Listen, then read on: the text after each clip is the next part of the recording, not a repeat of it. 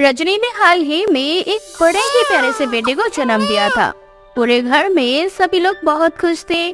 तभी गांव की एक औरत रजनी के बेटे को देखने के लिए उसके घर आती है और रजनी की सास सीमा से कहती है, अरे सीमा बहन, तुम्हारी बहू को बेटा हुआ है। तुम्हारा पोता दिखने में तो गोरा है ना, क्योंकि तुम्हारी बहू बहुत काली है। तुम्हारी बहू की तरह काला हो गया ना तो बड़ी दिक्कत हो जाएगी, जिंदगी भर काला रहेगा और लोग कहेंगे इतना काला कैसे हो गया। हे भगवान, अगर मेरी बहू काली है या मेरा पोता काला है तो तुम्हें इससे क्या? तुम हमारी खुशियों में शामिल होने आई हो या फिर हमारे शरीर पर खुद जख्म बनाकर उस पर नमक लगाने आई हो? अरे सीमा बहन, तुम भी ना बड़ी जल्दी बातों को गंभीरता से ले लेती हो। मैं तो मजाक कर रही थी। तुम्हारी बहू भी तो मेरी बहू है ना। अपनी बहू को थोड़ा काला मोटा पतला कह भी दूं तो क्या दिक्कत है? दिक्कत तो कुछ भी नहीं है, लेकिन एक बात का हमेशा ध्यान रखना, मुंह से बोले गए शब्द कुछ ऐसे होते हैं कि वो सामने वाले को बहुत दुख पहुंचा देते हैं। तो इसका ध्यान रखना हमारा फर्ज है। अच्छा ठीक है बाबा, ये सब छोड़ो, अब जरा बच्चे को तो दिखा दो, उसे अपनी गोद में लेकर खिलाना है। थोड़ी देर बाद वो औरत बच्चे को गोद में ले लेती है। बच्चा थोड़ी देर बाद उस औरत की गोद में सुसु कर लेता है, जिसपे सभी लोग उस पे हंसने लगते हैं। अरे सीमा बहन, ये क्या? तुम्हारा पोता तो तुम्हारी तरह है। जिस तरह से तुम मेरी बातों का जवाब दे रही हो, ये भी उसी तरह से मुझसे बदला ले रहा है। पूरे कपड़े खराब कर दिए इसने। मुझे पूजा में जाना था, आज ही मैंने नई साड़ी पहनी थी। मैंने सोचा था पूजा में जाने से पहले तुम्हारे पोते से मिलते चलूं, लेकिन ये पोता तो बड़ा चालाक निकला। है। अरे बहन जी, अब मेरा पोता भी तो तुम्हारा ही पोता है। अब पोता दादी की साड़ी गीली ना करे, ऐसा तो हो नहीं सकता। इस चीज का भी मजा लो, ऐसे थोड़ी ना दादी बन जाओगी। थोड़ा बहुत तो झेलना पड़ेगा ना। क्यों रे लल्ला, तू तो बड़ा शैतान है। आते ही मुझे परेशान करना शुरू कर दिया। अरे पेशाब ही करना था तो अपनी माँ के ऊपर या दादी के ऊपर करता ना। मुझे गंदा करने की क्या जरूरत थी? मुझे तो पूजा में जाना है, अब फिर से जाना पड़ेगा। तूने तो मेरा काम ही बढ़ा दिया। औरत इतना बोल ही रही थी कि इस बच्चे ने फिर से उसी औरत के कपड़े पर सुसु कर दिया था। ये देखकर फिर से सभी लोग हंसने लगते हैं।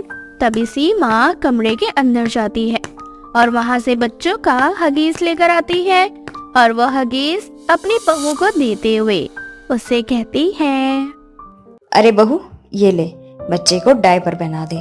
ये बार बार सुसु करता रहेगा और कहीं ऐसा ना हो कि पूरा बिस्तर ही खराब कर दे।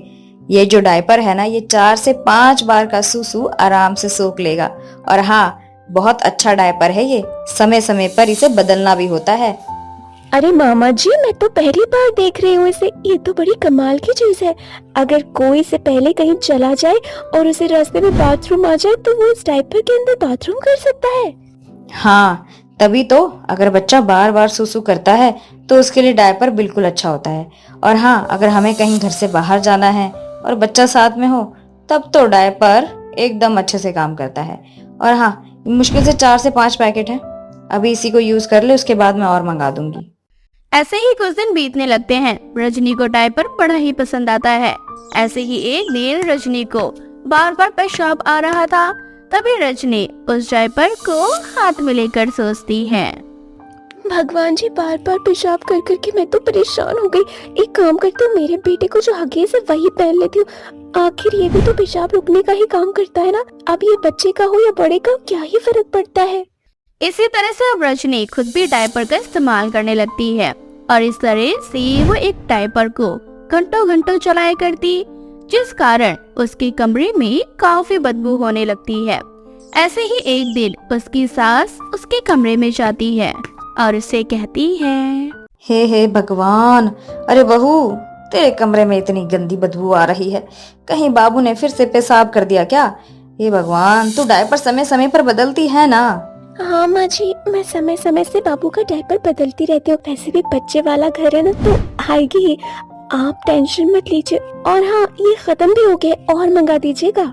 हे भगवान, तू डायपर बच्चे को लगाती है या फिर खाती है? अभी कुछ ही दिन पहले तो 15 से 20 डायपर मंगवाए थे, बड़ी जल्दी खत्म हो गए। अरे माँ जी, दरअसल बात ये है ना कि बाबू बहुत सुसु करता है, जिस वजह से उसका डायपर बदलना पड़ता है। अच्छा ठीक है बाबा, टेंशन मत ले, मंगा दूंगी। माँ जी, एक बात और, डायपर का साइज ना थोड़ा सा बड़ा मंगवा देना सही रहता है। वो क्योंकि मैंने कुछ दिन पहले जो डायपर मंगाया था ना उसका साइज बड़ा मंगाया था और वो बिल्कुल सही आता है। बाबू को तो आप उसी साइज में मंगवा देना। रजनी की बात उसकी सास को थोड़ी सी अटपटी लगती है, लेकिन वो उस समय तो कुछ भी नहीं कहती। ऐसे ही उसकी सास बड़े साइज का डायपर रजनी को ला कर देती है और ऐसे ही एक दिन रजनी डायपर लेकर वॉशरूम में जैसे ही चेंज करने के लिए जाती है, तभी उसकी सास उसे देख लेती है और रजनी मन ही मन मुस्कुराते हुए कहती है। थोड़ी देर बाद जब रजनी डायपर चेंज करके बाहर आती है, तब उसकी सास उससे कहती है, हे भगवान, तेरा दिमाग तो ठीक है ना बहू? अरे कितनी गंदी हरकत की है तूने। अरे डायपर बच्चों के लिए होता है, तुझे पता नहीं है क्या? और हम बच्चों को डायपर इसलिए पहनाते हैं क्योंकि इनको पता नहीं होता कब पेशाब करना है, कब क्या नहीं करना है। अरे तू तो बड़ी हो गई है ना, फिर ऐसी बच्चों वाली हरकत क्यों की? अरे अगर घर की लक्ष्मी ऐसी कुलक्षणी वाली हरकत करेगी तो घर में कभी बरकत नहीं होगी। माँ, इसमें कुलक्षणी वाली कौन सी बात है? और जब बच्चा डायपर्स पहन सकता है तो मैं क्यों नहीं पहन सकती? और वैसे भी डायपर को तो मैं डस्टबिन में डाल ही देती हूँ ना, कौन सा उसे सुखाकर फिर से पहनकर यूज कर रही हूँ। बात वो नहीं है, बात साफ सफाई की है। डायपर बच्चों के लिए बना है क्योंकि इनको पता नहीं होता इनको कब पेशाब करना है, कब क्या करना है, ठीक है? और हाँ, बच्चा बोल तो सकता नहीं है, लेकिन तेरे पास बोलने और सोचने की शक्ति है, लेकिन फिर भी तू ऐसी बचकानी हरकत कर रही है। बस माँ जी, अपनी बात का बतंगड़ मत बनाइए। अरे पागल, इससे यूरिन इन्फेक्शन हो सकता है क्योंकि डायपर को ना समय समय पर बदलना भी पड़ता है। मेरा काम था तुझे समझाना, बाकी तेरा काम है, तुझे जो ठीक लगता है तू वो कर। रजनी को अपनी सास की बात बिल्कुल भी समझ नहीं आती। देखते ही देखते कुछ दिन बीत जाते हैं और एक दिन अचानक से रजनी को पेशाब करने में बहुत परेशानी हो रही थी। जब ये बात अपनी सास को बताती है तो उसकी सास उसे डॉक्टर के पास लेकर जाती है, जहाँ डॉक्टर उससे कहते हैं, आप साफ सफाई का ध्यान नहीं रखती हैं क्या? आपके यूरिन में इन्फेक्शन हो गया। अब ये किस कारण हुआ है ये तो हम बता नहीं सकते, लेकिन आपको साफ सफाई का ध्यान रखना चाहिए। मैं बताती हूँ डॉक्टर। कारण ये है कि ये बच्चों का डायपर पहनती है और डायपर में इसका घंटों घंटों तक यूरिन सोक करता रहता है, इस वजह से इसको इन्फेक्शन हुआ है। रजनी जी, आप इतनी समझदार हैं, फिर भी आपने ऐसी बच्चों वाली हरकत की है। इससे आपको आगे जाकर और ही परेशानी हो सकती है, इसलिए समय रहते समझ जाइए। कहते हैं ना, एक बार गड्ढे में गिर जाने के बाद इंसान को समझ में आ ही जाता है। ठीक उसी तरह से रजनी को भी समझ में आ जाता है कि जो हगीज बच्चों के लिए बना है उसे बच्चे इस्तेमाल करें तो ज्यादा बेहतर है, और बच्चों का भी हगीज समय समय पर बदलना सही रहता है, वरना इन्फेक्शन का खतरा उनको भी और ज्यादा हो जाता है। नेहा नई नवेली बहू बनकर अपने पति तरुण के साथ अपने ससुराल में पहला कदम रखती है। चारों ओर खुशियों का माहौल था, हर कोई नई बहू के आने से बहुत ही ज्यादा खुश था। ऐसे ही कुछ दिन गुजर जाते हैं और एक दिन नेहा अपनी सास बबीता के लिए चाय बनाकर लाती है। तभी बबीता के फोन पर एक अननोन नंबर से फोन आता है। बबीता वो फोन उठाती है और कहती है, अरे तुझे कितनी बार कहा है कि यहाँ पर फोन मत किया कर, अब हमारा तुझसे कोई रिश्ता नहीं है। जिस दिन तूने हमें उस लड़के के लिए छोड़ दिया था उसी दिन तेरा मेरा रिश्ता खत्म हो गया था। अब मेरे घर के किसी भी सदस्य से बात करने की कोशिश मत करना। बबीता की आवाज सुनकर नेहा को थोड़ा अजीब लगता है और वो अपनी सास से बोलती है, माँ जी, आप किससे बातें कर रहे हैं और किसको इस तरह से बोल रही हैं? आखिर कौन ऐसा है जिसका अब हमसे कोई रिश्ता नहीं? ऐसी कोई बात नहीं है बहू, और तू इन चीजों के चक्कर में बिल्कुल मत पड़। माँ जी बताओ ना, अगर मैं भी इस घर की मेंबर हूँ तो मुझे भी जानने का अधिकार है। आखिर बात क्या है? देख बहू, बहुत सी ऐसी बातें हैं, अगर तू ना जाने तो ज्यादा बेहतर होगा। और वैसे भी ये एक अतीत था और अतीत बीत चुका है। अतीत के बारे में जानने से कुछ भी हासिल नहीं होता, बस मन मुटाव, लड़ाई झगड़े यही होते रहते हैं, इसीलिए इन चक्कर में मत पड़। माँ जी, कभी कभी ऐसा होता है कि हम जिस अतीत को बुरा मानकर खुद से दूर करने की कोशिश कर रहे हैं, आखिर वो अतीत बुरा नहीं है। कहीं ना कहीं कुछ मिसअंडरस्टैंडिंग हो जाती है लाइफ में। खैर, ये सब छोड़िए और आप मुझे बताइए कि बात क्या है। अगर आप मुझे अपनी बेटी मानते हैं तो जरूर बताएंगे आप। सुन फिर। फ्लैशबैक। बबीता देवी की एक ही बेटी थी जिसका नाम था पारुल।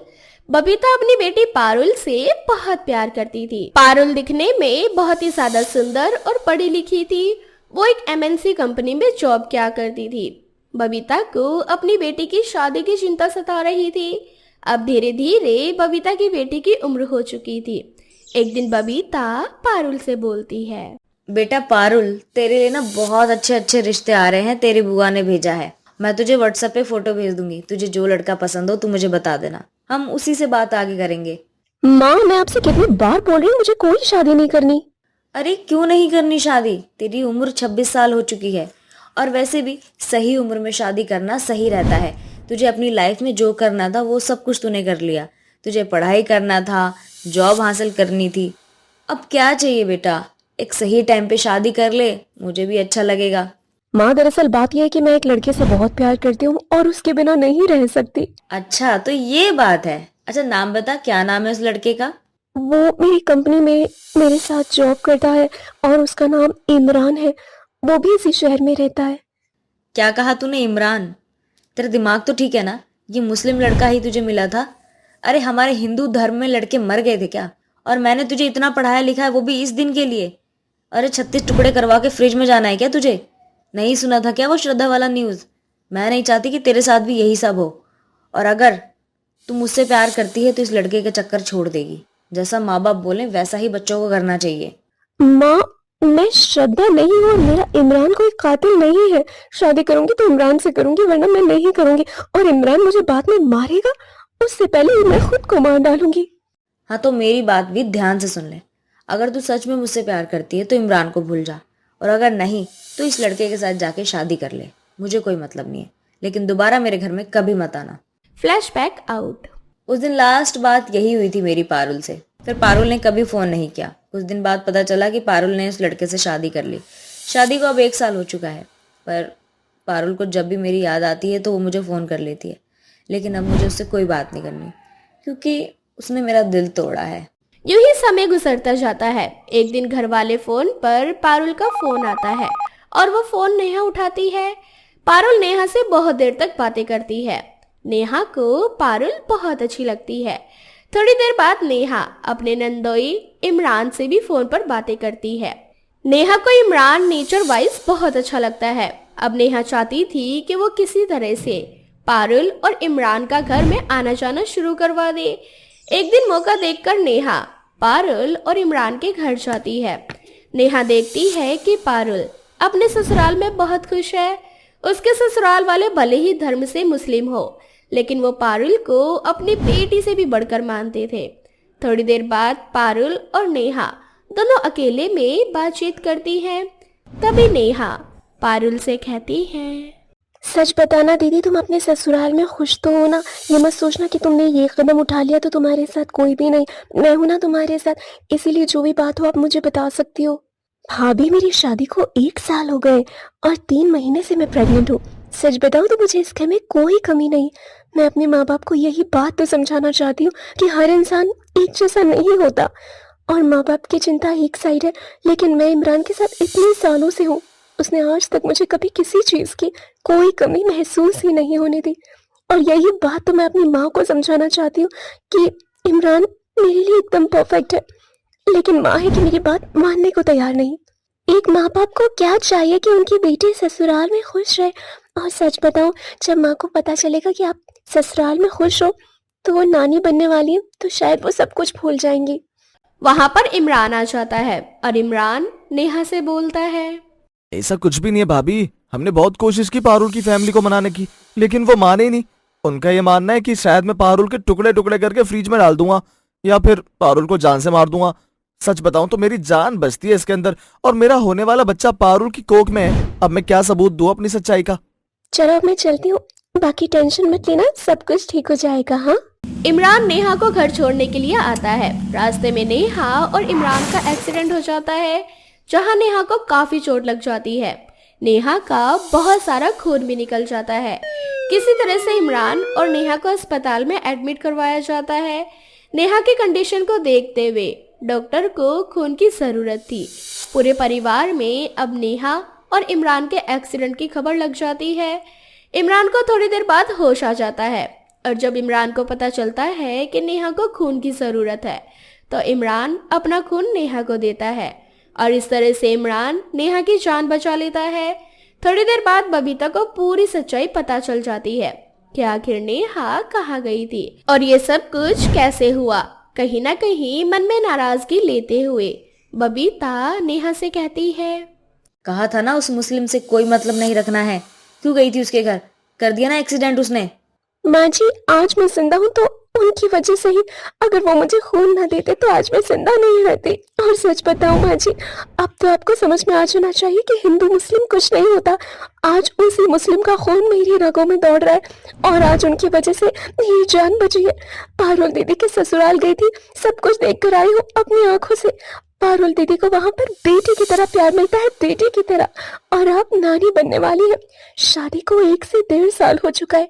अगर इमरान को उसे मारना ही होता तो वो कब का पारुल को मारकर दूसरी शादी कर चुके होते। ये सब सुनने के बाद बबीता को अपनी गलती का एहसास हो जाता है और वो इमरान से माफी मांगती है और अपनी बेटी और दामाद दोनों का माफ करने के बाद उनको अपना लेती है। जिसके बाद अब वो हंसी खुशी अपने जीवन में आगे बढ़ते हैं और परिवार के साथ मेल जोल बनाकर एक दूसरे का सुख दुख बांटते हैं। भावना को अपने गोरे और सुंदरता पर काफी घमंड था। वो अपने गोरे रंग के सामने किसी को कुछ नहीं समझती थी और वो अपने देवर की शादी भी अपनी बहन मेनका से करवाना चाहती थी। पर भावना का देवर अर्पित काजल नाम की एक लड़की से प्यार करता था, इसलिए जब भावना उससे शादी की बात करती है तो अर्पित साफ साफ शादी के लिए मना कर देता है। माफ करना भाभी, पर मैं आपकी बहन मेनका से शादी नहीं कर सकता। लेकिन क्यों देवर जी? आखिर मेरी बहन में कोई कमी है क्या? वो भी तो मेरी तरह सुंदर और गोरी है और आप जितनी पढ़ी लिखी भी। लेकिन आपने किस वजह से मेरी बहन को रिजेक्ट किया? क्योंकि भाभी, मैं आपकी बहन से प्यार नहीं करता, मैं किसी और लड़की से प्यार करता हूँ। बहुत जल्द मैं उस लड़की से आप सभी को मिलवा दूंगा। प्लीज अब आप मुझे अभी शादी के लिए फोर्स मत करें, क्योंकि मैं सिर्फ काजल से ही शादी करूंगा। अपने देवर के मुंह से किसी और लड़की का नाम सुनकर भावना को बहुत गुस्सा आता है और वह अपना गुस्सा अपनी सास पर निकालती है और अपनी सास से कहती है, माँ जी, आपके बेटे ने तो पहले से ही मेरे लिए देवरानी रख रखी है और आपके लिए बहू। फिर क्यों आपने मुझसे कहा कि मैं जाके देवर जी से बात करूं कि वो मेरी बहन से शादी करे? वो तो मेरी बहन में इंटरेस्टेड ही नहीं है। क्या अर्पित ने पहले से ही कोई लड़की देखी हुई है? पता नहीं इस लड़के ने कैसी लड़की पसंद की होगी। खैर कोई बात नहीं बहू, जो होना था वो हो गया। अब मैं अर्पित की पसंद तो बदल नहीं सकती, पर हाँ तुझसे एक वादा करती हूँ, मेरी प्यारी बहू हमेशा तू ही बनकर रहेगी। ये सुनकर भावना का सारा गुस्सा ठंडा हो जाता है और वो वहां से चली जाती है। ऐसे ही कुछ दिन बीत जाते हैं और एक दिन अर्पित काजल को अपने घर वालों से मिलवाने के लिए घर लेकर आता है। काजल ज्यादा सुंदर नहीं थी और उसका रंग भी सांवला था। काजल को देखकर भावना हंसने लगती है और काजल के सामने अपने रंग रूप का गुणगान करने लगती है। देवर जी, आप इस लड़की से शादी करना चाहते हैं? इस बदसूरत लड़की से? अरे यही मिली थी आपको, इसे मेरी देवरानी बनाना चाहते हैं आप। लोग क्या बोलेंगे कि जेठानी इतनी सुंदर और गोरी और देवरानी ऐसी बदसूरत काली। भाभी, ये आप क्या बोल रही हैं? जरा सोच समझकर बोलिए। और वैसे भी इंसान का रंग रूप नहीं देखा जाता, उसका दिल देखा जाता है। और मैंने दिल से काजल को पसंद किया है और मैं इसी से शादी भी करूंगा। अर्पित बेटा, अपनी ना सही पर मेरी इज्जत की तो परवाह किया कर।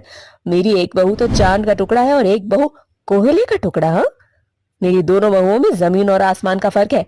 तूने कभी सोचा भी है लोग क्या कहेंगे? माँ, मैंने तो कभी ये भी नहीं सोचा था कि आप इस तरह की बातें करेंगी, पर आप जब इस तरह की बातें कर रही हैं तो लोग तो कहेंगे ही। वैसे भी मुझे किसी से कोई फर्क नहीं पड़ता। मैंने मन बना लिया है कि मैं शादी काजल से ही करूंगा और अपनी पूरी जिंदगी काजल के ही साथ रहूंगा। अगर आप लोग काजल को अपना सकते हैं तो ठीक है, वरना आपका बेटा इतना काबिल है कि वो अपनी बीवी को अपने साथ रख सके। अर्पित की बातें सुनकर पवित्रा डर जाती है और इसे शादी के लिए हाँ कर देती है। बहुत जल्द अर्पित काजल से शादी कर लेता है।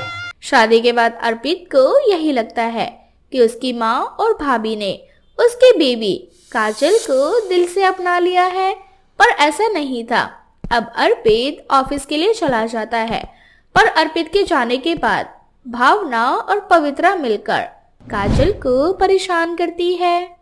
हाय देवरानी जी, आप रसोई में काम कर रही हो और एक तो पहले से ही तुम्हारा रंग सांवला है, ऊपर से मेकअप करने के बाद भी तुम सुंदर नहीं लगती हो। मेरी मानो तो चूल्हा चौका से दूर रहो। अगर इसी तरह से गैस के सामने खड़ी होकर खाना बनाती रहोगी ना तो तुम काले बैंगन की तरह काली हो जाओगी। भाभी मेरा रंग रूप तो पहले से ही बेकार है, अगर और भी बेकार हो गया तो क्या फर्क पड़ेगा।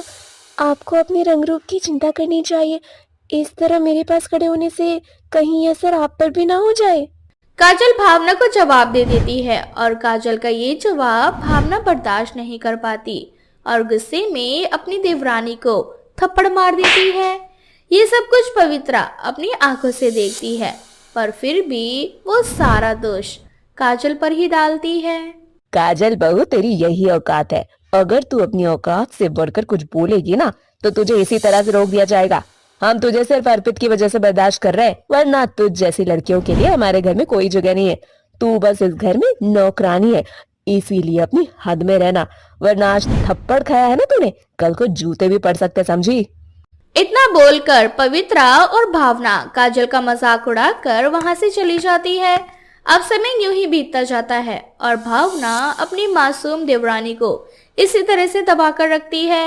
अब समय के साथ साथ काजल को भी अत्याचार सहने की आदत हो जाती है। अब काजल से थोड़ी सी भी कोई गलती होती तो भावना और पवित्रा मिलकर उसे डांटते और मारते थी। ऐसे ही एक दिन सब्जी जल जाती है, जिस पर भावना अपनी सास पवित्रा के साथ मिलकर उसे जलाने की कोशिश करने लगती है। तूने जानबूझ के ये सब्जी जलाई है ना। अब जब तेरा हाथ जलेगा तब तुझे पता चलेगा कि जली हुई सब्जी कितनी बेकार लगती है। शायद हाथ जलने के बाद तुझसे ये गलती दोबारा ना हो। नहीं माँ जी, नहीं दीदी, ऐसा मत करो। आपसे ये गलती दोबारा नहीं करूंगी। आज के लिए मुझे माफ कर दो, और अत्याचार मैं नहीं सहन कर पाऊंगी। देख रही हो माँ जी कैसे हमें ये धमकी दे रही है। काजल अपनी जेठानी और सास के सामने हाथ जोड़कर प्रार्थना करती है, पर वो दोनों नहीं मानती और उसका हाथ जला देती है। पर तभी वहाँ अर्पित आ जाता है और वह अपनी माँ और भाभी का असली रूप देख लेता है और उनसे कहता है, आप दोनों की हिम्मत कैसे हुई मेरी काजल के साथ ऐसा कुछ करने की? आखिर आप लोग इतना दर्द किसी इंसान को कैसे पहुंचा सकते हो? और काजल, तुमने कभी मुझे कुछ क्यों नहीं बताया? अब मैं समझा तुम्हारे शरीर पर चोट के निशान कैसे आते रहे। मैं बेवकूफ हूँ जो कभी समझ नहीं पाया। ऐसा मत कहो अर्पित, ये सब कुछ मैंने आपके लिए तो किया है। अगर मैं आपको सच बता देती, आपके दिल में माँ जी और दीदी के लिए नफरत पैदा हो जाती और मैं आपकी आंखों में अपनी माँ और भाभी के लिए नफरत नहीं देख सकती। नफरत तो अब मुझे हो चुकी है। मैं आप दोनों को आपकी हरकतों के लिए कभी माफ नहीं करूंगा। भाभी, आपको अपने गोरे रंग का घमंड है ना? जब आप जेल जाओगी तब पुलिस वाले आपका सारा घमंड मिट्टी में मिलाकर रख देंगे। और माँ, तुम खुद को माँ कहती हो, भला कोई माँ ऐसा कैसे कर सकती है? आप सबको इसकी सजा मिलेगी। नहीं बेटा, अपनी माँ को माफ कर दे। ये सब मैंने नहीं किया, ये सब तेरी भाभी ने किया है। इसने ही मेरा दिमाग खराब किया है। और तू जानता है ना इस घमंडी को कैसी है ये। अपनी माँ को माफ कर दे बेटा। माँ जी, आप सारा बिल मुझ पे ही क्यों फाड़ रही हैं? इसमें आपका भी तो बराबरी का हाथ है। नहीं अर्पित, इन्हें माफ कर दीजिए। ये आगे से ऐसा नहीं करेंगी। इन्हें एक और मौका दे दो। अगर तुम कह रही हो काजल, तो मैं इन्हें एक मौका और दूंगा, पर इन्हें माफ नहीं करूंगा। अब हम इस घर में नहीं रहेंगे। जहां मेरी बीवी की इज्जत नहीं, मैं वहां नहीं रहूंगा। अब अर्पित काजल को अपने साथ लेकर चला जाता है और फिर कभी मुड़कर अपने घर वापस नहीं आता। अर्पित के जाने के बाद पवित्रा को अपनी गलती का एहसास होता है।